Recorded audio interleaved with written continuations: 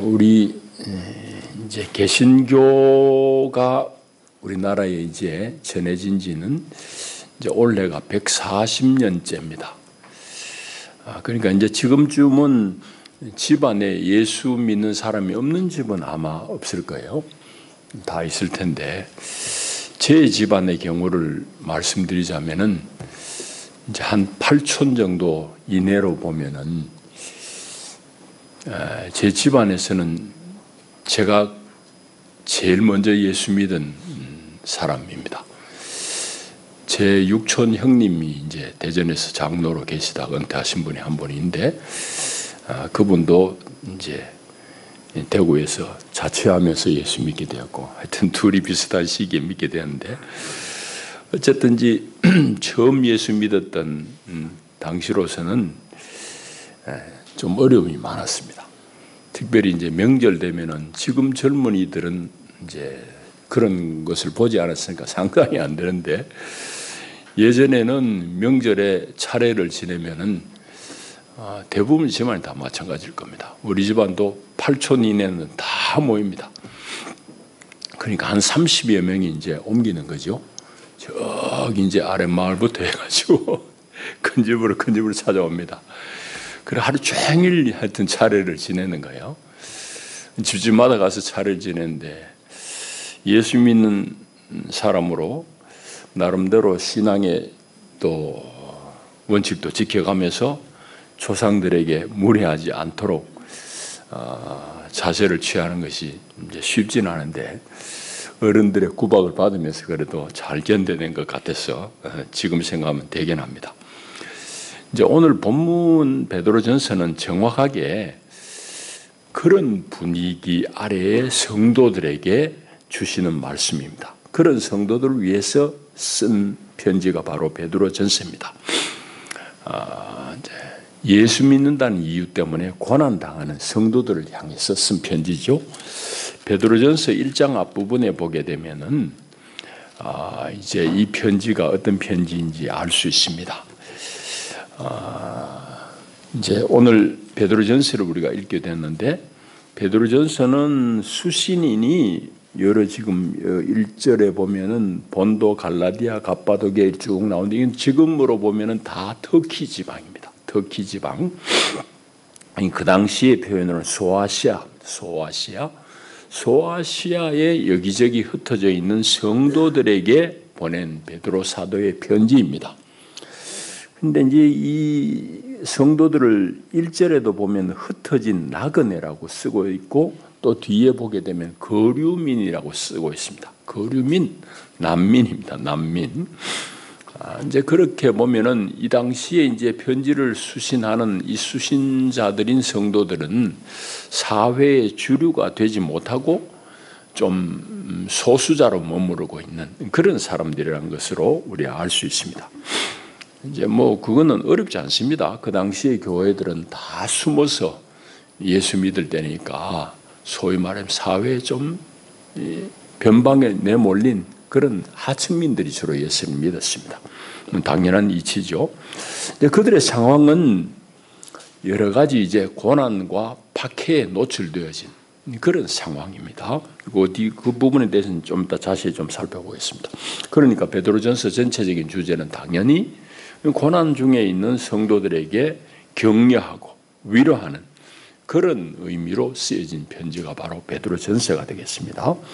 오늘 이제 그런 정도로 우리 이해를 하시고 오늘 본문을 우리 한번 덮어보십시다. 먼저는 교인들이 왜 고난을 받을까? 교인들이 왜 박해에 있을까 하는 그 이유를 우리 한번 생각해 봐야 됩니다. 두 가지 관점을 우리가 살필 필요가 있는데, 먼저는 이제 뭐 오늘도 그러하지만은 그 당시에 유일신인 하나님을 믿는다, 유일신 신앙을 가지는 것은 대단히 어려운 일입니다. 왜 그런가 하면 세계의 이제 종교사가 뭐 다 증명하듯이 세계적인 현상이지만 특별히 로마도 마찬가지입니다. 로마 사회, 그때의 터키는 로마의 식민지는 로마 제국 안의 땅입니다. 로마 제국도 마찬가지입니다. 로마 사회도 다 신교 신앙을 가질 때예요. 그러니까 뭐 뭐 여기 산에도 신이고 바다를 다스리는 신이 있고 전부 신이 많은데 그 신들을 다 섬기는 신전이 있고, 특별히 이제 처음 성서 시대에 그 로마 제국의 상황을 얘기하자면은 황제 신앙을 강요하던 시대입니다. 황제 신앙을 강요하던 시대가 바로 이때예요. 그러니까 그때에 하나님을 믿는다는 것은 황제를 숭배하는 신전에 가지고 절하게서 어떻게 하겠어요? 못하고 안 해야 되는 일이잖아요. 그러니까 당연히 예수 믿는다는 것이 발각이 되면 핍박을 받을 뿐만 아니라 때로는 목숨의 위협까지 당하는 그런 상황입니다. 그러니까 이제 정부로부터 핍박을 받게 돼 있죠. 이제 그뿐만 아닙니다. 또 한편으로는 신실하게 예수를 믿는다고 그러면, 신실하게 하나님을 신앙한다고 그러면은 생활에 이 변화가 따를 수밖에 없습니다. 왜 그런가 하면 성서의 가르침이란 것은 높은 윤리관을 유지하고 있기 때문입니다. 다른 경전들하고 비교해도 그렇습니다. 기독교의 성경이 대단히 높은 윤리의식을 품고 있어요. 그러니까 하나님을 잘 믿는다는 것은 자기의 삶이 바뀌는 것을 수반할 수밖에 없는 겁니다. 자, 그렇게 되면 자연적 어떤 현상이 일어나는가 하면 주변에 평소에 알던 친구들이나 친지로부터 좀 비난을 받을 소지가 다분히 있습니다. 야, 너 니 혼자 믿느냐? 뭐 그래 별나게 믿지? 좀 대충 해. 뭐 이런 얘기. 요즘 우리 얘기지만은 성경에도 보면 그런 내용이 있습니다. 제가 한 말 그대로는 아니지만은 똑같은 내용이 나와요. 재미있습니다. 자, 우리 안 읽은 그 뒤에 4장 3절 한번 보십시다. 너희는 지금 편지 수신인들을 말합니다.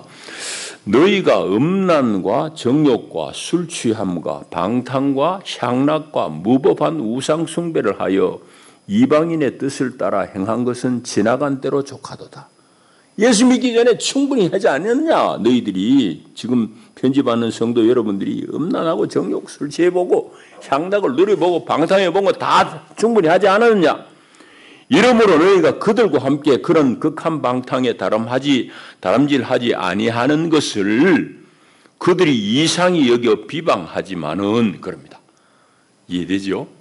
옛날에 술 먹고 그냥 같이 방탕하고 정욕을 쫓아 재미인데 다 돌아다닌 옛날로 족하단 말이지.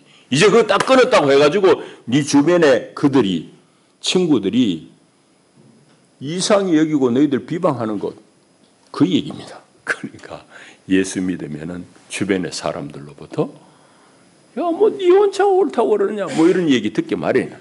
그러니까 정부로부터의 박해뿐만 아니라 주변 사람들로부터의 비난, 비방, 이걸 받게 돼 있단 말이에요. 그런 배경입니다. 자, 그다음에 이제 그 핍박의 정도가 어느 정도인지 우리 성경을 이래 자세히 살펴보면 오늘 읽은 대로입니다. 주변의 사람들로부터는 비난 혹은 비방입니다. 에이, 뭐 옛날 뭐 우리 좋은 시절 좀 그래 지낼 수 없어? 뭐 이런 얘기. 뭐 예수 믿어 꼭 그래 믿어야 되냐고 뭐 그런 얘기. 뭐 그런 비난으로부터 해서 이제 정부 당국으로부터는 때로는 엄청난 핍박이고 때로는 순교를 각오해야 되는 그런 어려움을 겪습니다. 자, 그러니 오늘 우리는 어떠냐? 뭐 예전만큼 목숨의 위협을 겪는 건 아니지만 그래도 우리 기독교 신앙을 잘 따른다는 것은 때로는 우리가 불편을 감수해야 됩니다.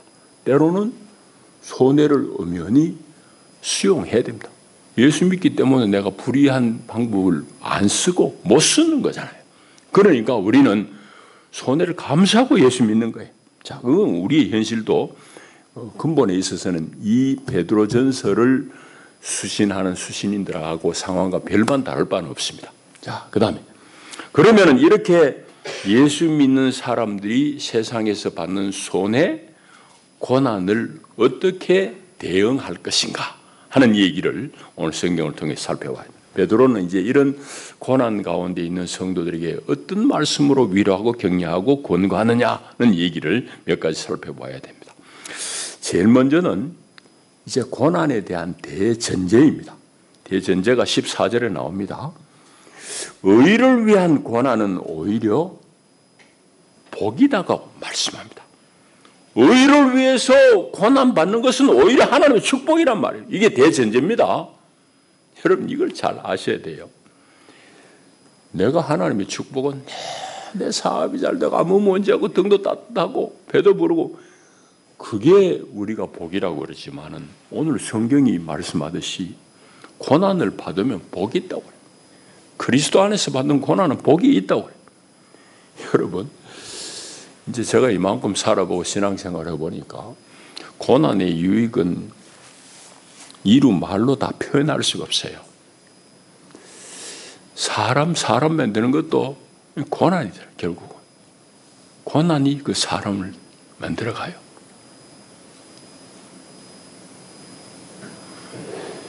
여러분 안 그렇습니까?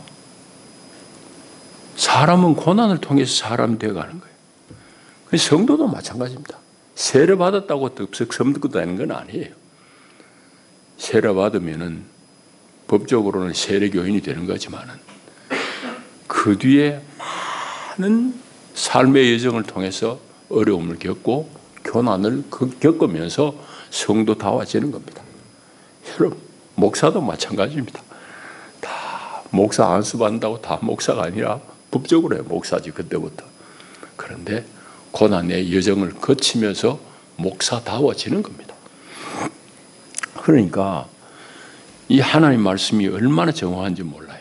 그래서 예수님도 산상수훈 마태복음 5장 10절에 이런 말씀합니다.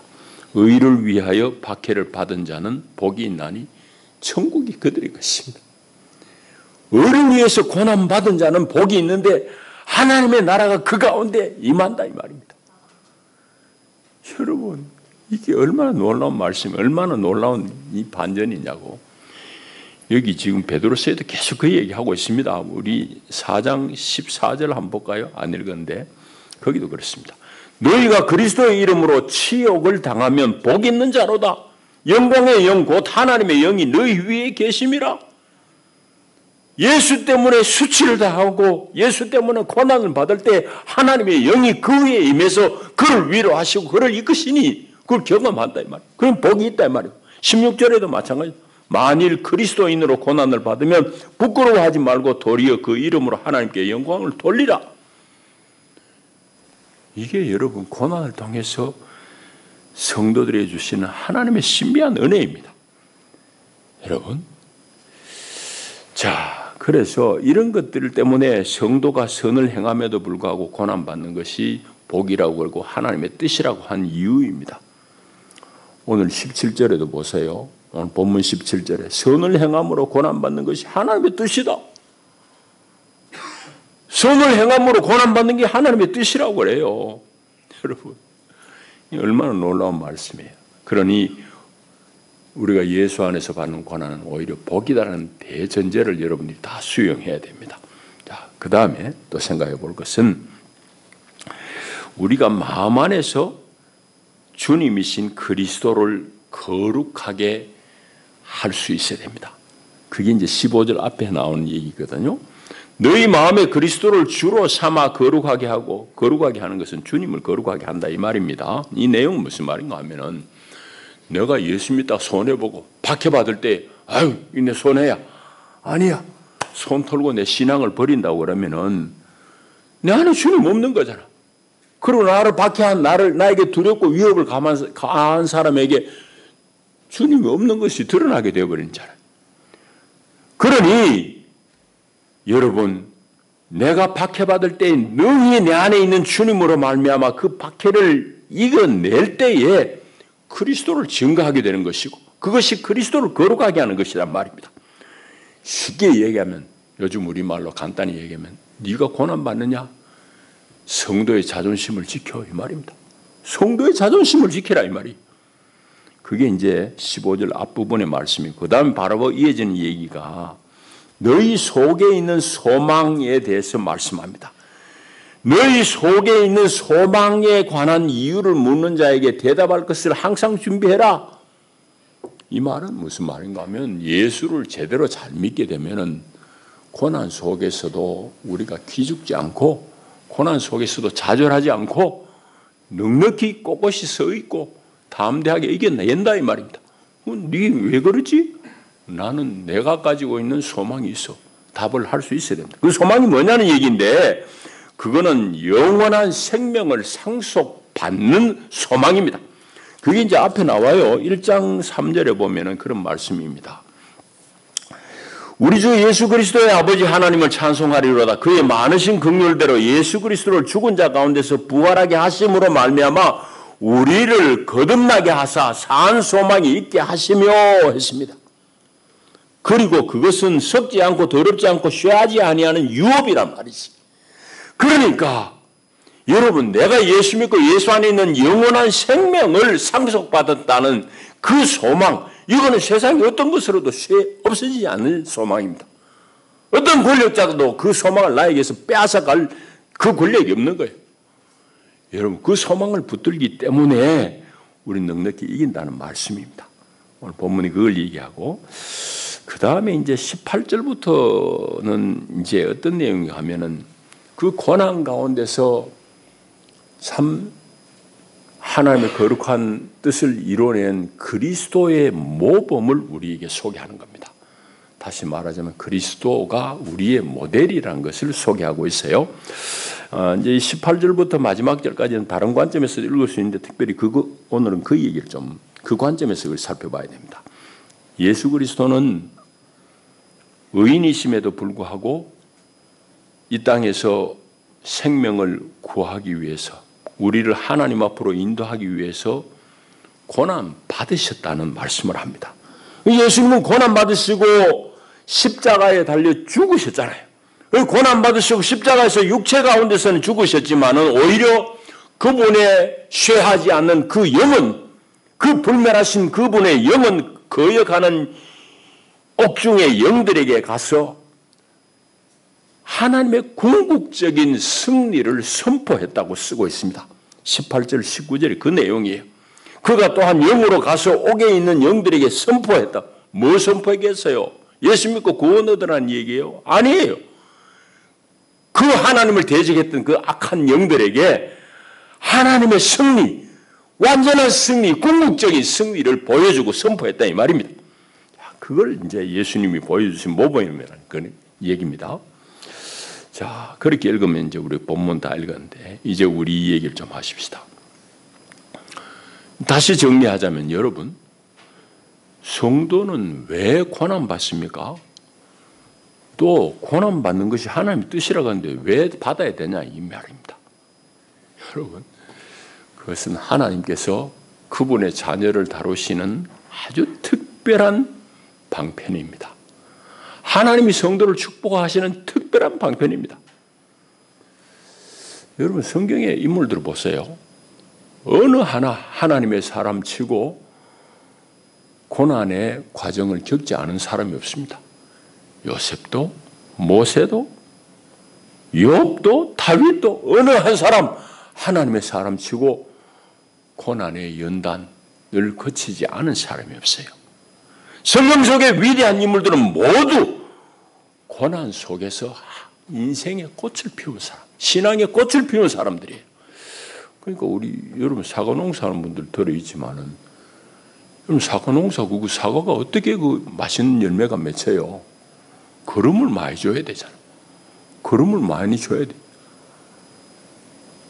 고난은 말하자면은 우리 인생의 좋은 신앙의 열매를 가져오게 하는 하나님의 똥거름이에요. 거름이에요, 거름. 이거 없이는 풍성한 신앙의 인격이 열매 맺지를 못합니다. 여러분, 이걸 우리 아셔야 돼요. 그러니까 인생의 오묘함이란 것은 성공이 있지 않아요. 오히려 이 실패와 고난을 극복하는 과정에서 하나님을 체험하는 겁니다. 하나님을 경험하는 거예요. 은혜의 열매가 거기서 열리는 거예요. 이게 놀라운 일입니다. 이것이 우리 인생들을 이제 지탱하게 하고 담대하게 만듭니다. 앞으로 당할 고난에 대해서 너끈히 몇 번 훈련받고 나면은 다 감내할 만한 자신감이 그 안에 생기는 것이옵시다. 그러니까 이런 일들을 통해서 나로 하여금 참 성도가 되게 하는 것입니다. 그런 이유로 성도가 고난 받게 되어 있는 겁니다. 두 번째, 고난 중에서도 오늘 여기 15절에 있는 말씀같이 여러분 안에 주님을 깊이 묵상하고 붙들 수 있기를 바랍니다. 그 안에 주님의 생명의 역사가 꿈틀거리기 시작합니다. 여러분, 그래서 히브리서 12장 2절에도 믿음의 주여 온전케 하시는 이인 예수를 바라보자. 그는 그 앞에 있는 기쁨을 위하여 십자가를 참으사 부끄러움을 개의치 아니하시더니 하나님의 보좌 우편에 앉으셨느니라. 예수님은 우리 삶의 사표입니다. 여러분, 다른 위인이 우리의 사표가 아니에요. 요즘 세상에 젊은 애들은 옛 선현들 가르침 별로 개의치 않는 것 같아요. 젊은이들이 귀 기울인 것은 소위 출세한 CEO들의 강연에 몰려다니는 것 같아요. 그건 세태를 반영하는 거지. 하여튼 어떻게 하면 돈 벌까 하는 생각 때문에 다 그렇게 하지만은, 그러나 우리 성도에게 있어서는 유일한 우리 삶의 사표, 스승은 예수 그리스도입니다. 우리의 모델은 예수 그리스도입니다. 우리는 그분의 제자라고 우리 말하고 있잖아요. 스승인 예수님을 따라가야 되잖아요. 그분의 일생을 여러분 잘 관찰해 보십시오. 예수님의 삶을 관찰해 보시라고. 그분은 소위 요즘 말한 대로 치면은 성공한 그런 삶을 산 분은 아니에요. 풍요를 구가한 사람이 아니에요. 여러분, 예수님은 이 땅에 우리의 관점으로 보면 실패한 사람입니다. 고난을 자처하고 살았던 사람이에요. 여러분, 그런데 그분의 고난은 우연한 게 아니에요. 하나님의 영원한 섭리 속에서 이 온 세상의 구원을 위해서 당신이 고난 받으셨지만은 그 고난의 끝에 엄청난 세상의 구원이 있잖아요. 오늘 제자인 그리스도에게도 마찬가지입니다. 여러분, 우리에게도 이 고난의 과정을 통해서 하나님 우리에게 생명의 면류관을 씌워줄 것입니다. 그래서 우리는 세상의 배척과 고난 속에서도 예수를 제대로 알아가고 예수를 제대로 믿는 도를 발견하게 되는 겁니다. 여러분, 그런 중에도 이 고난이 우리로 하여금 예수의 생명의 길을 보게 하고 그걸 살아내게 자꾸 만들어가는 겁니다. 여러분, 그런 이 고난은 우리로 하여금 성도 되도록 하는 하나님의 놀라운 신비가 바로 이 고난입니다. 제 얘기를 잠깐 하자면은, 제가 대학 졸업하고 직장 한참 다니다가 늦게 저는 신대원 들어갔어요. 지금 고등학교 친구들, 대학 친구들, 신학교 친구들 다 서로 교류하잖아요. 제일 배부르고 등 따신 놈들은 대학 친구들이에요. 뭐 특수 직종이니까 뭐 하여튼 그것도 누림이 큰데, 그런 거 저런 거 생각하면서 여러 가지 생각이 많이 듭니다. 제 삶을, 제 목회를 이래 돌아보건대 내가 그들보다 풍요롭지 못하지만은 내 삶 가운데 베푼 하나님의 은혜가 너무너무 귀해요. 특별히 제가 뭐 목회는 여기저기서 많이 하지 못했습니다. 우리 교회 와서 이제 원래 몇 년째? 26년 차쯤 될 겁니다. 특별히 제가 이제 이래 목회하면서 겪은 고난과 시련을 지금 와서 생각해 보면은 정말 하나님의 은혜가 깊어요. 여러 가지 일들이 많았지만은 회상해 보건대는 큰 어려움이 두 번 겪은 것 같아요. 뭐 소소한 건 많지만은 예배당을 지으면서 겪은 그런 어려움들. 뭐 돈 없어가지고 돈 구하려고 쫓아다니는 그거야 뭐 남 다 하는 건데, 그거이 아니라 뭐 더 얘기도 하기 싫지만은 얼마나 참 어려움, 송사에 휘말리고요. 그런데 그런 어려움을 겪으면서 저에게 주신 은혜는 목회의 본질이 무엇인지 더 천착하게 하도록 하나님 은혜 주셨어요. 이거 목회 아니잖아. 저런 게 목회 아니잖아 하는 걸 보여주신 거예요. 또 한 가지는 사랑하는 사람을 잃어버리는 이런 상실의 어려움을 겪으면서 사람을 더 깊이 이해하게 되고 인간을 깊이 사랑하는 그런 눈이 열리더라고. 책 읽어야 되는 거 아니거든. 여러분 성도들도 마찬가지예요. 성경 공부한다고 여러분들이 성도가 제대로 될 줄 알아요? 되는데 도움은 되지만은 여러분이 정말 성도로서 다듬어지는 것은 하나님의 단련하신 과정을 잘 견뎌내고 난 후입니다. 그 과정 속에서 성도가 되어가는 거예요. 목사 마찬가지예요. 안수 받으면 법으로야 목사지. 그러나 죽을 때까지 목사 되어가는 거예요. 특별히 고난 중에 목사로 한 걸음 덤성 올라가는 겁니다. 이렇게 세워 가지는 것이 하나님의 길이고 하나님의 법입니다. 여러분, 이제 말씀을 맺겠습니다. 오늘 이제 교회력으로는 사순절 첫 주일입니다. 사순절은 예수님의 순환을 깊이 묵상하면서 오늘 우리 자신을 훈련하는 그런 기간입니다. 오늘 우리 사는 시대는 우리가 로마 시대의 교인들 같이 노골적인 그런 핍박, 생명의 위협을 받는 시대는 아닙니다. 그런 시대는 다 지나갔지만은 그러나 우리는 훨씬 더 교묘한 마귀의 미혹 앞에 노출된 시대를 살고 있습니다. 마귀는 성도들을 향해서 끊임없이 미혹하는데 오늘 시류 세태 가운데서 우리를 혼미함에 빠지게 합니다. 우리가 잘못될 때, 우리가 실패할 때, 네 그 꼴로 그래도 예수 믿을래? 네가 그 꼴로 떨어졌는데 하나님이 있다고 네가 말할 수 있어? 뭐 그런 식입니다. 말하자면 너무 풍요하고 옆에는 잘 되는데 나는 왜 안 되느냐는 얘기죠. 여러분, 그래도 예수 믿을 거냐는 얘기입니다. 예, 믿어야 됩니다. 당연합니다. 여러분, 그것뿐만 아닙니다. 오늘 여기 지금 4장의 말씀대로 우리가 예수를 제대로 믿을 때 세상으로부터도 우리는 신앙을 때로는 비난받을 수도 있고 아니면 지금 교회가 한 짓 때문에 세상으로부터 우리는 교회가 많은 경우에 조롱받는 시대를 살고 있기도 합니다. 이런저런 얘기 다 많이 할 수 있지만은 이런 상황에서 오늘 우리는 어떻게 우리의 신앙을 붙들고 대처할 것인가? 악을 악으로 갚는 것으로는 답이 없습니다. 오히려 그리스도 안에 사는 그 삶의 아름다운 덕행, 선행으로 이겨내야 됩니다. 오늘 성경 그걸 말씀합니다. 여러분, 그리스도 안에 있는 선행, 여기 16절에 그 말씀 하잖아요. 선한 양심을 가지라. 이는 그리스도 안에 있는 너희의 선행, 덕행을 이 말입니다. 예수 안에서는 예수의 생명의 그 삶의 모습이 드러나게 되어 있습니다. 그걸 살아내야 돼요. 그것으로 이기는 것이에요. 여러분, 어차피 세상은 세상의 길이 있는 거예요. 세상의 길은 뭐예요? 너무너무 간단합니다. 돈으로 움직이는 겁니다. 돈 따라가는 게 세상의 길입니다. 예수 믿는 것은 돈 따라가는 게 아니에요.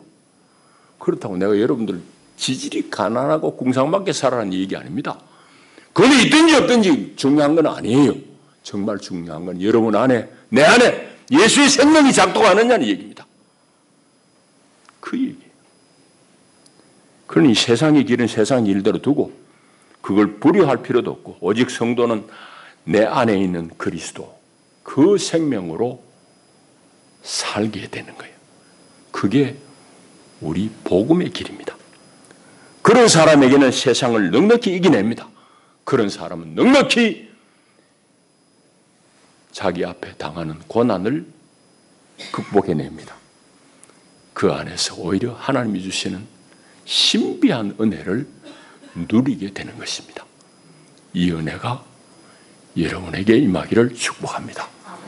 기도합니다. 주님 감사합니다. 오늘도 우리를 도우셨나이다. 하나님, 성서시대의 교인들은 지하에서 몰래 숨어서 예배하고 때로는 그 신앙 때문에 목숨을 잃는 그런 어려움 속에 있었습니다. 그런 어려움 속에 있는 성도들에게 오늘 베드로 사도를 통해서 하나님 말씀을 주시고 의를 살다가 고난받는 것은 오히려 하나님의 은혜고 복이라고 말씀합니다.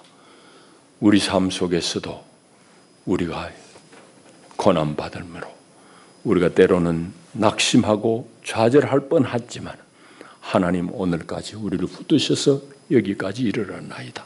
우리 남은 생에도 하나님의 은혜 장중에 머물게 하시고 우리가 늘 내 안에 계시는 예수 그리스도 그분을 깊이 바라보며 우리의 삶을 참으로 감사하며 살아내게 하옵소서. 예수님 이름으로 기도하옵나이다.